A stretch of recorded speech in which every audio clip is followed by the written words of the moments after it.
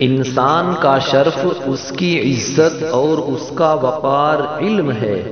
اس لیے حضرت علی رضی اللہ عنہ فرماتے ہیں، ہم اللہ کی تقسیم پہ راضی ہو گئے، اس نے ہمیں علم عطا کر دیا اور جاہلوں کو مال دیا۔ مال سے علم افضل ہے۔ حضرت عبداللہ ابن عباس رضی اللہ عنہما فرماتے ہیں، ابن عساکر نے اپنی تعریف میں لکھا کہ حضرت سلیمان علیہ السلام کو اختیار دیا گیا، چاہے مال لے لو، چاہے سلطنت لے لو، چاہے علم لے لو، تو انہوں نے کہا مالک مجھے علم عطا کر دے۔ کہا کہ اس کے صدقے مال اور سلطنت بھی عطا کر دے۔ یہ علم کے پیچھے پیچھے چل کے آئے۔ تو علم بنیاد ہے، علم شرف ہے انسانیت کا، علم وجہ عزت ہے۔ اس لیے علم حاصل کرنا یہ زندگی کی خوبصورتی ہے۔ اور ہم تو جس دین سے تعلق رکھتے ہیں اس دین کا آغاز ہی اقرا سے ہوتا ہے، اور ہمیں آخری سانس تک علم حاصل کرنے کی تلقین کی گئی۔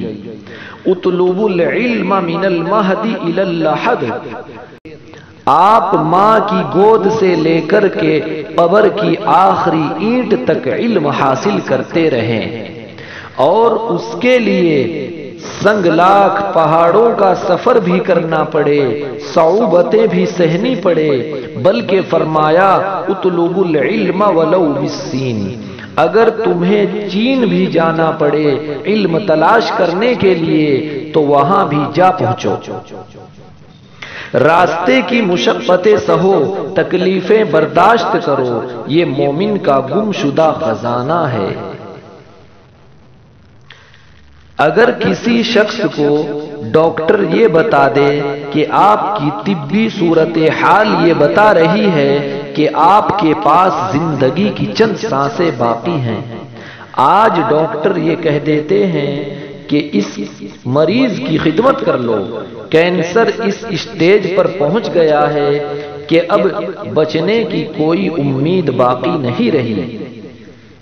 مریض کو بھی بتا دیا جاتا ہے کہ آپ اللہ اللہ کر لو، رب کو راضی کر لو، اب زندگی بس مہمان مہمان ہے، چراغ سحر ہے پوجا جا رہا ہوں، یہ معاملہ ہے تمہارا، اب بس اپنی آخرت کی فکر کر لو۔ اب وہ کیا کرے جسے پتا ہے کہ میرے پاس 2 دن ہے، 3 دن ہے، 5 دن ہے، 10 دن ہے، ڈاکٹر اندازہ بتا دیتا ہے، حتمی علم تو اللہ کے پاس ہے، یقینی علم تو اللہ کے پاس ہے، وہ کہے گا تم بس جانے والے ہو۔ تو کیا کرے وہ؟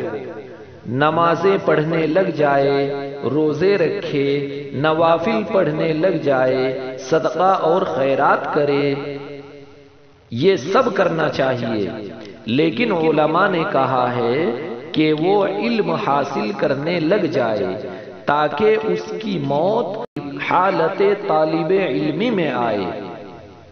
اور سنن دارمی میں روایت موجود ہے، حضور صلی اللہ علیہ وسلم کا فرمان ہے کہ جو شخص علم حاصل کرنے میں مصروف ہوا اس لیے کہ اسلام کو زندہ کرے، فوت ہو گیا، وہ علم حاصل کرتے کرتے طالب علمی کے دوران انتقال ہو گیا، قیامت کے دن اس کے اور نبیوں کے درمیان صرف 1 درجے کا فرق ہوگا۔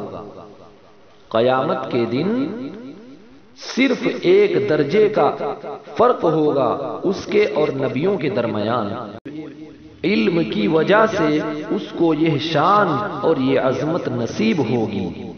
تمام علماء اس پر متفق ہیں کہ علم عمل سے بہتر ہے، اس لیے کہ عمل صفت العبد ہے اور علم صفت باری تعالی ہے، صفت معبود ہے، اور معبود کی صفت عبد کی صفت سے افضل ہوتی ہے۔ تو علم جو ہے وہ افضل ہے، تو علم جو ہے وہ افضل ہے عمل سے، عبادات سے۔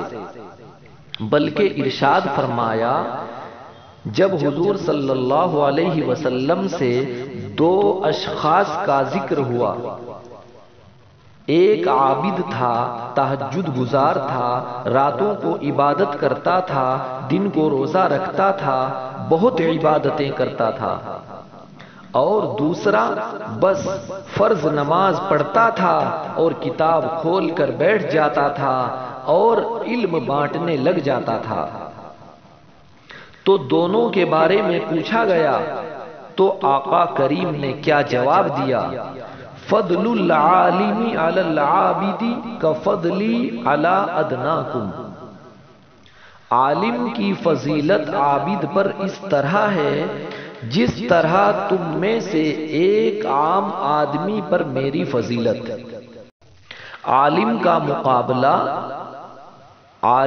مقابلہ یہاں بدکار سے نہیں ہو رہا ہے، عالم کا مقابلہ یہاں کافر سے نہیں ہو رہا ہے، تہجد گزار سے، شب زندہ دار سے اس کا مقابلہ ہو رہا ہے، اور یہ رات کو سویا رہتا ہے لیکن دن کو نشر علم کرتا ہے، علم پھیلاتا ہے، اور دوسرا راتوں کو بھی جاگتا ہے، دن میں بھی روزہ رکھتا ہے۔ عبادات، ذکر و اذکار، تسبیح و تحلیل زندگی کا معمول خوبصورت۔ تہجد گزار ہے، اتنا فرق ہے۔ ایک روایت یہ ہے کہ جس طرح 14ویں رات کے چمکتے ہوئے چاند کی فضیلت چمکتے ہوئے ستاروں پہ ہوتی ہے، اور جتنا یہ فرق ہے اس طرح عابدوں پر عالم کی فضیلت ہے۔ تو یار اگر وہ عالم کے ساتھ ساتھ عابد بھی ہو، تو وہ عالم کے ساتھ میں اگر تہجد گزار بھی ہو، شب زندہ دار بھی ہو، تو پھر اس کے درجے کتنے بلند ہوں گے۔ اس لیے فرمایا کہ صبح اس حال میں کر کہ تو عالم ہو یا طالب علم ہو یا علماء کی باتیں سننے والا ہو یا علماء سے محبت کرنے والا ہو۔ اور فرمایا وَلَا تَكُنْ خَامِسًا، پانچواں نہ بننا، پانچواں بنا تو ہلاک ہو جائے گا۔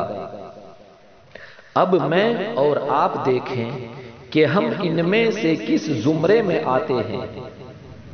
کہا یا خود عالم بن جا، یا علم سیکھنے والا بن جا، یا علماء کی بات سننے والا بن جا، یا علماء سے محبت کرنے والا بن جا۔